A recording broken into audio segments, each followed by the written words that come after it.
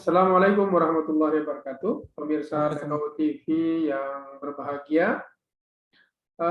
Dunia pesantren adalah salah satu dunia yang lebih tua usianya dari Indonesia, dan kontribusi pesantren terhadap kemerdekaan Indonesia juga terhadap pendidikan di Indonesia sangat besar, dan itu diakui oleh bangsa, oleh negara-negara di dunia, dan ini merupakan khas Indonesia. Nah, kita akan berbincang dengan salah seorang akademisi, Dr. Reza Fahmi, MA. Beliau adalah dosen di UIN Imam Bonjol, Padang, Sumatera Barat. Beberapa kali beliau melakukan penelitian tentang pendidikan Islam di Indonesia, khususnya yang berkaitan dengan pesantren. Nah, baru saja kita memperingati Hari Santri, dan semangat santri dan pesantren ini juga mewarnai hari-hari Indonesia, dan tidak bisa dilepaskan dari keberadaan pesantren pendidikan di Indonesia. Kita akan memperbincangkan bagaimana kontribusi pesantren dalam pembangunan dan pendidikan Islam dan secara umum di Indonesia dengan Dr. Reza Fahmi. Assalamualaikum, Dr. Reza Fahmi. Waalaikumsalam warahmatullahi wabarakatuh. Apa kabar, Pak Dokter? Alhamdulillah sehat. Lagi sibuk apa, Pak Dokter? Ya sekarang lagi buat rencana penelitian. Kebetulan saya sekarang sedang berusaha untuk melaksanakan penelitian kolaboratif tentang wakaf diri. Saya coba melihat perbandingan pesantren yang ada di Indonesia dengan kemudian pesantren yang ada di Turki.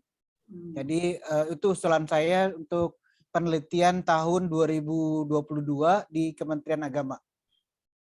Luar biasa ya, memperbandingkan pesantren di dua negara. Nah, selama ini dalam penelitian Pak Dokter, apa yang khas atau spesifik dari pesantren di Indonesia, Pak Dokter? Yang khas dan spesifik itu adalah bagaimana pesantren itu lahir dan tumbuh di tengah masyarakat dengan kultur yang beragam. Jadi ada pesantren yang memang khusus untuk kemudian mengajarkan santrinya untuk bisa mandiri melalui berbagai unit usaha atau kemudian pengembangan usaha yang dilakukan oleh masing-masing pesantren. Kalau kita lihat dalam konteks masyarakat di Jawa gitu ya, kebetulan riset saya tentang pesantren itu banyak di Jawa, dan kalau di Jawa Barat itu ada pesantren yang kemudian mengkhususkan diri untuk mengembangkan bidang pertanian. Nah, terus kemudian di beberapa daerah lain ada yang kemudian peternakan. Terus kemudian ada yang home industry. Nah, jadi budaya lokal yang kemudian ada di dalam masyarakat itu kemudian coba dielaborasi oleh pesantren untuk kemudian dijadikan lahan bisnis untuk bisa bertahan hidup sebagai lembaga yang tumbuh dan hidup di tengah masyarakat. Nah, keunikan inilah yang kemudian menjadi suatu hal yang menarik berbanding kalau seandainya kita lihat di pesantren-pesantren Islamic boarding school yang ada di luar negeri gitu loh. Karena persoalannya umumnya pesantren-pesantren yang di luar negeri itu kan memang dibangun oleh pemerintah gitu loh. Untuk kemudian dijadikan wadah bagi masyarakat untuk belajar tentang agama begitu. Nah, sementara konteks pesantren di Indonesia itu memang tumbuh dari bagaimana kemudian kesadaran masyarakat untuk membangun pembelajaran keagamaan berdasarkan kultur budaya yang dibangun oleh pesantren itu sendiri. Jadi biasanya kalau di Indonesia pesantrennya bukan mencari murid, tapi kemudian murid yang mencari pesantren. Murid datang untuk kemudian belajar kepada kiai-kiai untuk kemudian meminta menjadi guru kepada kiai-kiai tersebut. Nah, jadi otomatis ketika kita bicara pesantren di Indonesia, konteksnya adalah bagaimana kemudian murid datang untuk kemudian menimba ilmu pada guru gitu. Nah, konteksnya kalau di luar negeri kan lebih banyak bagaimana kemudian lembaga-lembaga keagamaan itu memfasilitasi untuk murid datang. Tapi ketika kita bicara pesantren di Indonesia, konteksnya agak berbeda gitu loh. Jadi murid yang datang untuk kemudian menimba ilmu kepada kiai-kiainya begitu. Itu artinya ada kategorinya, Gus ya. Apa namanya? Saya perhatikan banyak sekarang pesantren yang sudah mulai modern polanya, begitu mereka membangun begitu dengan investasi dari apa namanya kalangan pengusaha, kemudian menerima apa namanya santri begitu dalam jumlah yang banyak. Tapi apa namanya ya ada seleksi yang begitu ketat kepada mereka yang mau masuk. Bagaimana fenomena itu, Dokter Fahmi Ya, melihatnya? oke. Kalau saya melihat memang sekarang tren pesantren itu semakin baik karena persoalannya kalau dulu orang malu untuk kemudian mengirim anak ke pesantren karena dianggap pesantren itu adalah lembaga pendidikan kelas 2 atau bahkan kelas 3, di mana kalaupun misalnya kita kirim anak ke pesantren, maka dikhawatirkan mereka kurang memiliki pengetahuan umum. Nah, seiring dengan perkembangan zaman, pesantren hari ini udah banyak yang maju, yang memiliki fasilitas baik, dan kemudian dengan fasilitas yang baik tadi, kalau kita bandingkan dari segi keilmuan, ilmu agama dan ilmu umum itu relatif sebanding. Dan karenanya sekarang orang-orang sudah mulai melirik pesantren sebagai lembaga pendidikan alternatif. Nah, disinilah saya melihat bahwa sebenarnya pesantren yang kemudian sudah ada hari ini juga udah mulai dihargai masyarakat, dan bahkan kemudian tidak segan hari ini orang tua untuk membayar mahal agar anak-anak mereka bisa diterima kemudian memperoleh pendidikan di pesantren. Ini menunjukkan bahwa sebenarnya pesantren sudah memiliki porsi tersendiri di tengah masyarakat, di mana masyarakat sudah meyakini bahwa sebenarnya pesantren itu juga kemudian merupakan alternatif pendidikan yang bisa memberikan kesempatan kepada anak-anak mereka untuk bisa maju dan tetap berkembang. Jadi saya melihat ke sana arahnya bahwa kemudian masyarakat sudah mulai menghargai kehadiran pesantren, terus kemudian sudah mau melihat bahwa pesantren itu merupakan pilihan yang tepat untuk bisa menyekolahkan anak, dan ditambah lagi juga dengan arusnya globalisasi dan kemudian media sosial yang ada hari ini gitu loh. Ketika dunia sudah berada pada era 4.0, maka sebenarnya kan teknologi informasi nggak bisa dipisahkan. Nah, khawatir orang tua kalau seandainya anak itu nggak bisa dikendalikan lagi dalam pemanfaatan teknologi informasi. Nah, untuk membentengi akidah anak-anak, maka kemudian pesantren dijadikan salah satu alternatif untuk bisa membantu mereka dalam mengawal perilaku yang dilakukan oleh remaja. Saya melihatnya seperti itu. Dr. Fahmi, bagaimana melihat fenomena mahalnya biaya masuk ke beberapa pesantren dan mahalnya biaya selama berada di pesantren?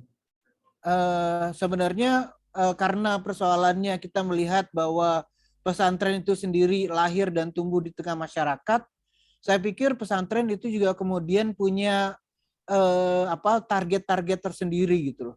Jadi ada yang memang target marketnya itu kemudian untuk kelas menengah ke bawah.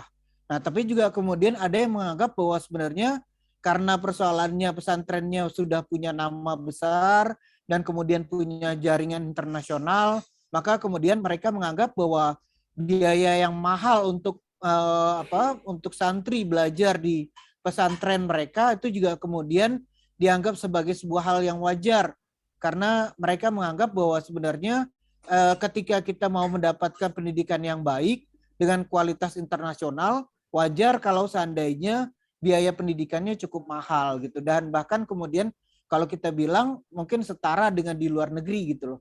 Karena asumsinya bahwa mereka menganggap pendidikan yang mereka jalankan itu berkualitas, dan kemudian mereka meyakini bahwa lembaga pendidikan mereka itu bisa diterima di luar negeri.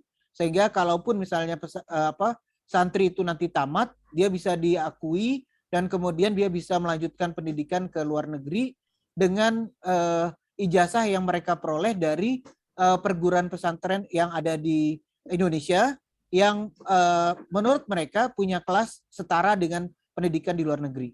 Saya pikir begitu karena persoalannya setiap pesantren itu juga punya visi misi tersendiri gitu ya. Jadi kita nggak bisa menutup mata bahwa sebenarnya hari ini juga mungkin ada orang yang menganggap bahwa sebenarnya pesantren juga merupakan lahan bisnis. Bisnis di mana kemudian kita tidak lagi kemudian hanya menganggap bahwa pesantren ini lebih kepada menolong orang-orang yang kemudian tidak mendapatkan pendidikan untuk bisa bersekolah. Tapi hari ini kita juga harus bisa melihat bahwa pesantren-pesantren yang bagus, mereka juga menuntut untuk bisa mendapatkan keuntungan dari apa yang kemudian mereka berikan sebagai pelayanan yang menurut mereka itu sangat terbaik begitu. Bagaimana menghilangkan kesan komersialisasi pendidikan Islam bagi lembaga yang katakanlah mencari untung dari proses pendidikan itu, Gus? Jadi kalau saya melihat begini, mekanisme cara untuk kemudian menghilangkan citra yang buruk seperti itu biasanya dengan mereka melakukan seleksi yang ketat kepada siswa-siswa yang pandai untuk kemudian memperoleh beasiswa. Jadi mereka menganggarkan mungkin 10 atau 20% itu dikhususkan kepada santri yang kurang mampu dan kemudian mereka memberikan beasiswa. Disinilah kita melihat bahwa sebenarnya mereka berusaha untuk kemudian menghilangkan citra yang dalam tanda petik ya saya harus katakan kurang bisa diterima masyarakat karena dianggap biaya pendidikannya terlalu mahal. Nah, terus kemudian untuk bisa menjembatani itu dan kemudian memperoleh penilaian dari masyarakat bahwa mereka juga mementingkan masyarakat yang kelas menengah bawah, maka mereka menawarkan beasiswa-beasiswa khusus kepada anak-anak yang pandai dan kemudian berprestasi. Nah, disinilah kemudian mereka berusaha untuk kemudian merubah citra yang kononnya tadi mahal, itu kemudian menjadi lebih moderat dan kemudian lebih berpihak kepada kelompok miskin juga gitu. Ya, sangat menarik perbincangan kita. Dan ada semacam pandangan begini, mungkin nanti tolong ditanggapi Dr. Fahmi ya. Ada pandangan bahwa pendidikan di Indonesia, termasuk juga pesantren itu sudah semakin semakin cair dalam konteks ideologi gitu. Jadi kalau dulu orang memasukkan anak-anaknya ke lembaga pendidikan berdasarkan identifikasi orang tuanya, afiliasi orang tuanya. Nah, sekarang fenomena itu sudah mulai cair begitu, tidak ada lagi sekat antar organisasi, kemudian identifikasi kelompok-kelompok tertentu di dalam masyarakat. Bagaimana Dr. Fahmi melihatnya? Ya, saya melihat memang udah ada terobosan yang cukup signifikan, terutama di pesantren-pesantren yang di bawah binaan Gontor ya, karena persoalannya kalau kita bicara Gontor kan menganggap bahwa sebenarnya Gontor berdiri di atas semua golongan. Nah, ketika kita melihat bahwa Gontor berdiri di atas semua golongan, asumsinya siapapun mereka dari golongan apapun, apakah kemudian mereka berasal dari Nahdlatul Ulama, atau kemudian mereka dari Muhammadiyah, atau dari Persis, atau dari lembaga apapun, mereka bisa diterima. Dan ketika itu kemudian disebarkan oleh Gontor sebagai sebuah pahaman bahwa sebenarnya apapun golongannya, harusnya kemudian pesantren bisa mengakomodir ya kepentingan-kepentingan dari santri yang ada. Nah, disinilah saya melihat bahwa sebenarnya kesadaran dari pesantren untuk bisa menerima santri dari golongan apapun itu juga sudah semakin terbuka. Ya, walaupun mungkin secara substantif kadang-kadang pesantren itu juga secara jelas-jelas mereka menyatakan mereka berafiliasi ke Nahdlatul Ulama atau kemudian ke Muhammadiyah. Tapi usaha untuk kemudian membuka diri untuk tidak lagi kemudian terkungkung oleh afiliasi-afiliasi yang mereka punya, itu udah semakin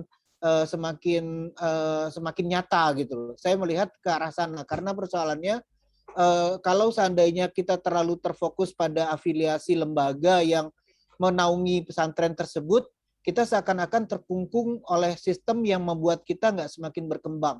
Disinilah saya melihat bahwa sebenarnya usaha untuk kemudian bisa melepaskan diri dari persoalan tersebut udah semakin nyata gitu loh. Dan kalau seandainya Pak Dr. Hidayat menyatakan bahwa sebenarnya itu udah mulai cair, saya juga melihat ke arah sana gitu. Karena persoalannya pesantren-pesantren juga udah banyak yang mau menerima santrinya dari berbagai golongan yang mungkin berbeda afiliasi dengan pesantren yang dikelolanya begitu. Ya, pada sisi yang lain, masyarakat sendiri kan sudah semakin rasional, Gus ya, semakin rasional artinya mereka akan memasukkan anaknya ke lembaga pendidikan yang kira-kira memberikan output yang diinginkan gitu. Mereka tidak lagi terlalu peduli terhadap afiliasi organisasi pesantrennya gitu. Jadi ada semacam arus di kalangan masyarakat juga yang sudah semakin terbuka dan saya menyebutnya masyarakat yang semakin rasional. Sebesar apa kira-kira kelompok masyarakat ini kalau dari pengamatan Dr. Fahmi? Oke, kalau saya melihat bahwa sebenarnya memang model afiliasi itu udah banyak ditinggalkan orang. Nah, cuma sekarang ketika kita bicara tentang target dari pendidikan yang ditempuh oleh santri, itu memang juga kemudian sangat tergantung dari kepentingan dari orang tua gitu loh. Jadi kalau seandainya mungkin pesantren-pesantren kan punya ciri khas masing-masing ya. Ada yang mengutamakan untuk kemudian mengajarkan kitab kuning. Ada yang kemudian mengutamakan pembelajaran bahasa Arab dan kemudian bahasa Inggris. Ada yang memadukan antara kepentingan bahasa dan kemudian kepentingan kepentingan membaca kitab kuning. Nah, terus ada juga yang mengutamakan bagaimana kemudian santrinya itu lebih mampu berwirausaha. Nah, disinilah saya melihat bahwa sebenarnya pemikiran yang rasional dari orang tua untuk membekali anaknya soft skill ya, soft skill artinya mungkin keterampilan spesifik yang nantinya bisa membantu mereka untuk bisa diterima di masyarakat sebagai pekerja. Ini yang kemudian menjadi pilihan utama dari orang tua untuk kemudian menempatkan anak itu berdasarkan kemampuan dasar yang dimiliki, terus kemudian juga target-target dari orang tua untuk membekali anaknya yang nanti akan masuk ke dunia kerja. Karena tidak semua orang tua juga kemudian meyakini bahwa sebenarnya mereka mampu untuk menyekolahkan anaknya masuk perguruan tinggi. Nah, disinilah bahwa kemudian mereka melihat mungkin melalui pesantren, mereka berharap setelah tamat dari pesantren, mereka punya kemampuan bahasa Arab, mereka punya kemampuan bahasa Inggris, terus dia juga punya soft skill yang disesuaikan dengan pesantren yang dimiliki, dengan ajaran yang di pesantren. Itu yang diharapkan nanti ketika mereka tamat, mereka udah bisa baca kitab kuning dan mereka juga udah bisa mulai mengajar di pesantren lain di sekolah-sekolah yang kemudian di pesantren-pesantren yang ada di sekitar rumah tinggal mereka gitu loh. Ya, disinilah saya melihat bahwa sebenarnya aspek rasionalitas itu kemudian terkait dengan bagaimana orang tua semakin memilih itu berdasarkan kepada target kepentingan yang mereka inginkan dari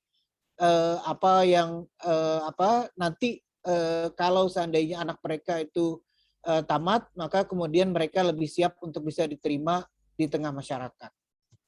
Dari dua kondisi, baik dari pesantrennya maupun dari masyarakatnya, berarti di pesantren sendiri sudah mulai harus terus dikembangkan nilai-nilai moderasi ya, artinya toleransi terhadap berbagai perbedaan. Apa kira-kira yang paling mendasar dari pesantren dalam konteks mengembangkan nilai-nilai moderasi itu, Gus? Untuk nilai-nilai moderasi itu sendiri sebenarnya di pesantren sudah ditanamkan dengan bagaimana kemudian mereka bisa menghargai perbedaan. Karena persoalannya santri yang datang ke pesantren kan umumnya juga beragam. Jadi mulai dari beragam daerah, asal tempat tinggal, ya karena persoalannya kalau kita bicara, saya banyak dulu penelitian di Gontor ya, jadi sehingga kemudian saya lebih banyak menyelami apa yang kemudian terjadi di Gontor. Saya mau ambil contoh aja lah mungkin ya. Jadi kalau seandainya kita bicara tentang Gontor, santrinya sendiri datang dari seluruh Indonesia. Bahkan juga kemudian beberapa santri datang dari mancanegara, beberapa santri juga datang dari negara-negara lain. Nah, keunikan inilah yang kemudian coba diramu di pondok untuk kemudian mereka bisa saling menghargai, untuk bisa saling menghormati dengan budaya yang kemudian mereka anggap sebagai budaya lokal yang hanya mungkin berlaku di pesantren tersebut gitu ya, yang coba dikembangkan melalui perbedaan-perbedaan yang kemudian mereka munculkan dan sebagainya, dan untuk bisa mereka terima, mereka maka kemudian membuat kegiatan-kegiatan. Saya mau ambil contoh misalnya gini, di Gontor itu ada beberapa unit kegiatan yang memang mengakomodir berbagai kepentingan dari santri-santri yang berbeda daerah. Jadi artinya mungkin di situ ada kegiatan kesenian yang secara substantif mereka diberi hak untuk kemudian mengembangkan budaya-budaya lokal yang ada. Nah, jadi mereka boleh berkesenian di sana. Nah, terus kemudian mereka boleh berinteraksi sesama budaya yang mungkin berbeda, tapi dalam masa yang sama mereka tidak boleh kemudian mengembangkan budaya itu di dalam kultur kegiatan keseharian di pesantren. Jadi kalaupun misalnya dikembangkan dalam kegiatan organisasi luar sekolah dalam artian misalnya masih kegiatan di pondok, tapi kemudian ini merupakan kegiatan kesenian misalnya gitu. Nah, itu mungkin bisa dielaborasi budaya-budaya lokal masing-masing daerah. Tapi ketika kita bicara tentang kehidupan di pesantrennya sendiri, Gontor tidak kemudian menolerir budaya-budaya lokal yang tumbuh di dalam pondok sendiri, sehingga kemudian apapun namanya atribut yang namanya daerah itu nggak boleh di dalam pesantren, nggak boleh, sehingga kemudian semua harus dianggap sama, mau dari Indonesia, mau dari Malaysia, mau dari Singapura, dari namanya santri semua sama, nggak ada yang berbeda. Tapi ketika kemudian mereka mau beraktivitas yang berkaitan dengan kesenian, maka kemudian mereka dibolehkan untuk mengapresiasi budaya-budaya daerah yang mungkin ada gitu. Nah, disinilah saya melihat bahwa sebenarnya bagaimana budaya lokal itu coba dikembangkan dan kemudian coba saling berinteraksi dan kemudian saling menghargai antara satu dengan yang lain. Disinilah budaya moderasi itu coba ditanamkan ya secara substantif. Nah, cuma memang pada pelaksanaannya mungkin baru pada unit-unit kegiatan yang ada di dalam kegiatan ekstrakurikuler seperti itu. Nah, tapi kalau untuk kegiatan harian yang berkaitan dengan kegiatan harian di pondok, semua santri itu harus memiliki kesamaan, tidak ada perbedaan. Nah, disinilah keunikannya. Ya, luar biasa pengamatan Dr. Fahmi dan sangat mendalam. Satu lagi, Dokter, apa kira-kira nilai atau spirit apa yang memang itu perlu ada di pesantren di antara berbagai kemajuan pesantren dan kemodernan pesantren menurut Dr. Fahmi? Ya, kalau saya melihat sebenarnya banyak prinsip-prinsip pesantren yang memang perlu kemudian ditanamkan kepada santri. Yang pertama misalnya prinsip kemandirian. Karena persoalannya ketika kita bicara dunia luar dan ketika kita bicara mereka tamat dari pesantren, maka kemudian harusnya mereka juga kemudian tidak lagi hanya berharap untuk bisa mengisi peluang-peluang pekerjaan yang ada di pemerintahan. Jadi mereka harus kemudian berusaha untuk bisa memikirkan berbagai jenis usaha yang mungkin bisa mereka lakukan. Dan ini butuh keberanian. Dan ketika kita bicara tentang keberanian, dia juga perlu skill, perlu keterampilan. Dan disinilah maka kemudian saya bilang tadi, kita butuh kemandirian untuk kemudian berani untuk bersikap, berani untuk bisa mengembangkan diri, dan kemudian berani untuk kemudian mengembangkan usaha.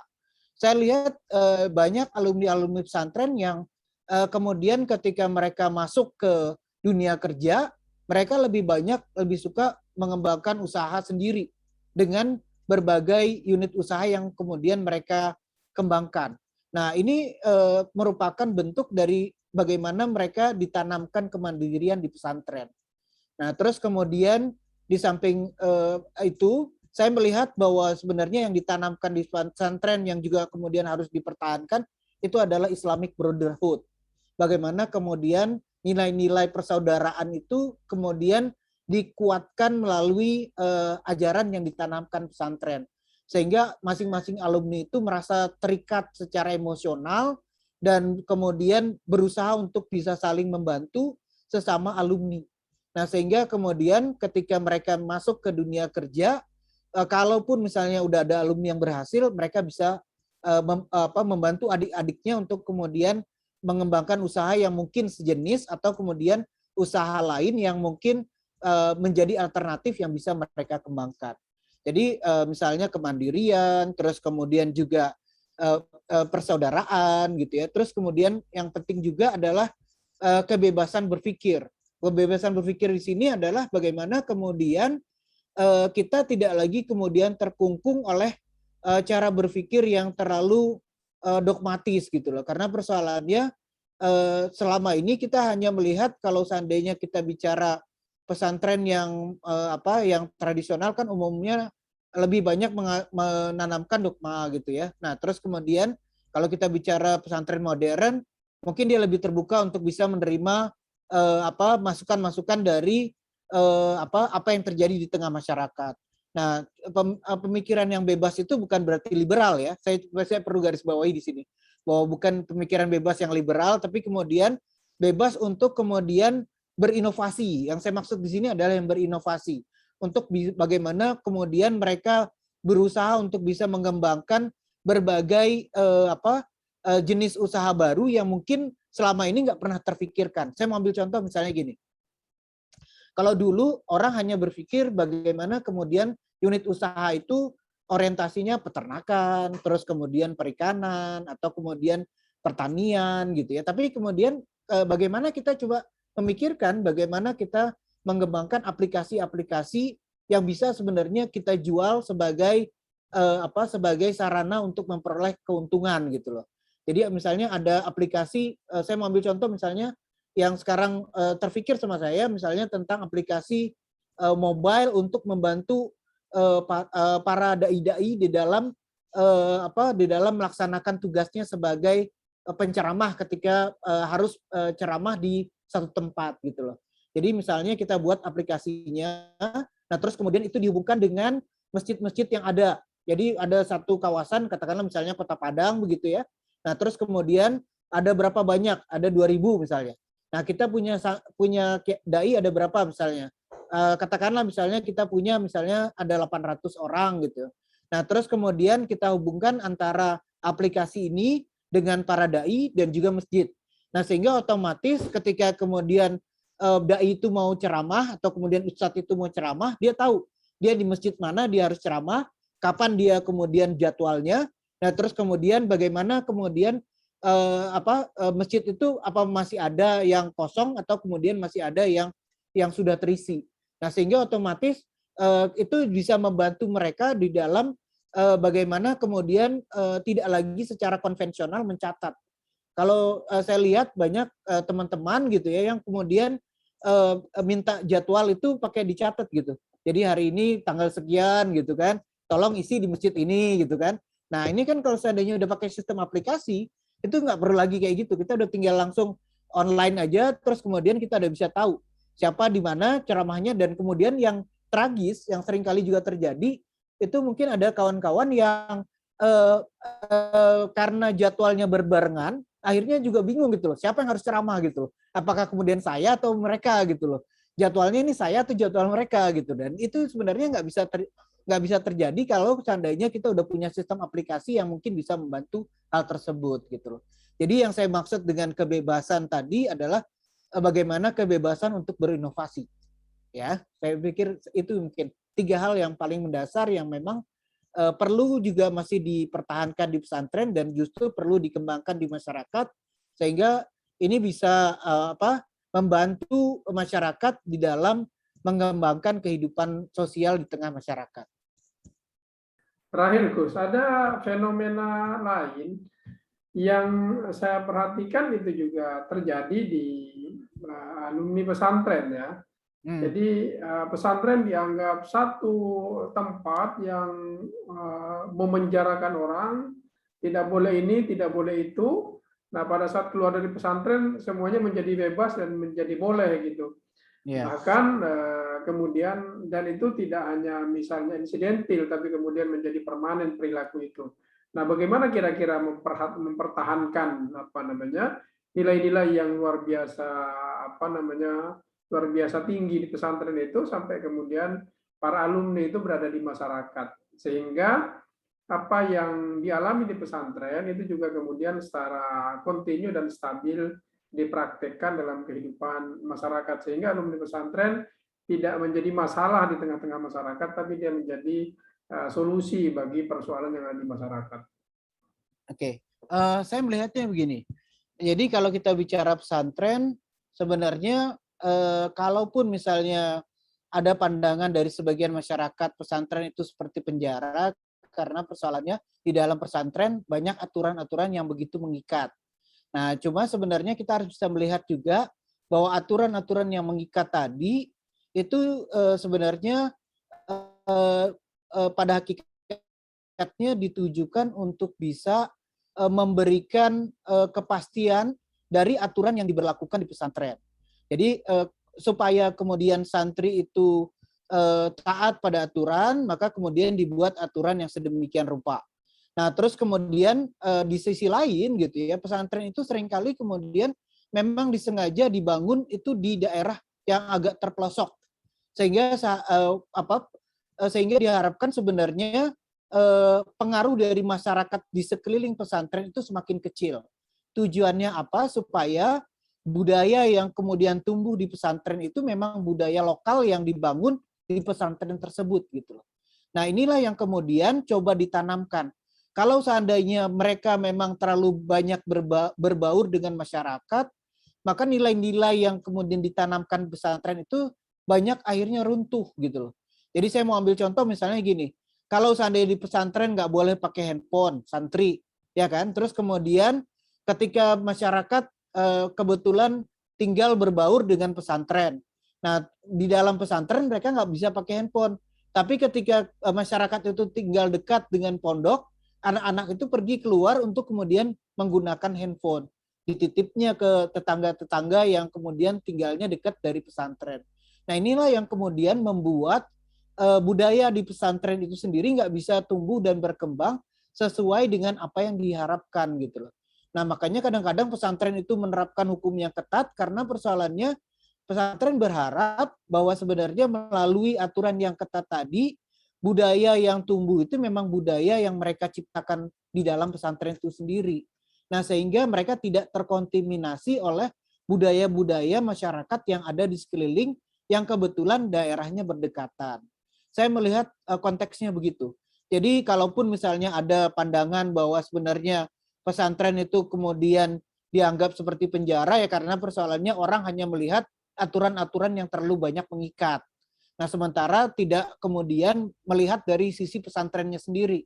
Kalau melihat dari sisi pesantrennya kita bisa paham.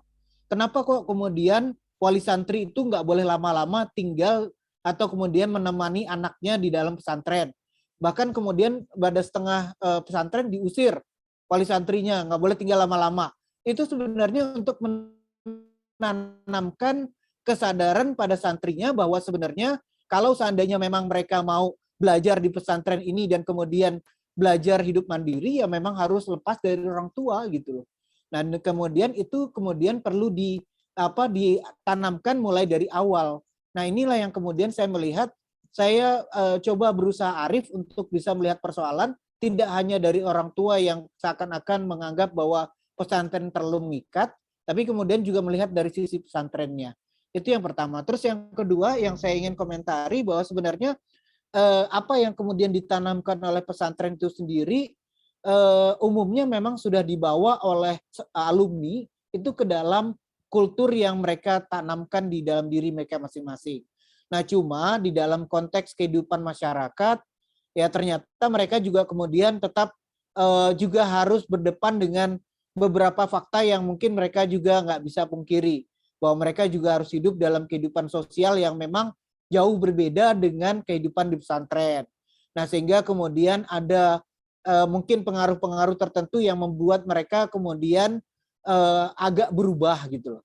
Nah, tapi pada hakikatnya kalau kita tanya nurani mereka gitu ya, alumni-alumni pesantren ini sebenarnya mereka sering rindu untuk kemudian hidup dalam kultur budaya pesantren karena mereka merasa bahwa budaya pesantren inilah yang kemudian membuat mereka semakin bisa bisa bukan hanya mandiri tapi kemudian juga bisa bertahan dengan berbagai perubahan yang terjadi di tengah masyarakat. Nah, jadi saya melihat bahwa sebenarnya kalaupun misalnya alumni itu berusaha untuk bisa mempertahankan budaya pesantren, ya bisa dilakukan. Nah, cuma memang butuh kesadaran bahwa sebenarnya pesantren itu adalah cikal bakal penanaman disiplin, penanaman moral, terus kemudian penanaman kesadaran moderasi, penanaman sikap-sikap toleran dan sebagainya di dalam kehidupan bermasyarakat. Mungkin itu yang bisa saya komentari. Luar biasa, banyak hal yang disampaikan oleh Dr. Fahmi, sangat inspiratif dan membuka cakrawala berpikir kita tentang pesan pesantren dalam pendidikan Islam khususnya dan bagaimana membangun kapasitas generasi muda Islam. Waktu yang membatasi kita untuk berbincang pada kesempatan ini dengan Dr. Reza Fahmi, dan mudah-mudahan beliau berkenan untuk berbincang atau berdialog lagi dengan kita pada topik-topik yang lain yang beliau sangat concern dan memiliki perhatian dalam penelitian-penelitian beliau. Terima kasih Dr. Reza Fahmi MA, dosen UIN Imam Bonjol Padang, Sumatera Barat atas bincang-bincang dan dialognya pada kesempatan ini. Pemirsa Dakau TV yang berbahagia, itu tadi obrolan kita dengan Dr. Reza Fahmi MA. Mudah-mudahan bisa menginspirasi kita semua untuk bisa lebih baik lagi di masa-masa mendatang. Saya cukupkan dialog ini dan kita akan bertemu pada dialog yang akan datang. Terima kasih, mohon maaf jika ada yang kurang berkenan. Wassalamualaikum warahmatullahi wabarakatuh. Waalaikumsalam warahmatullahi wabarakatuh.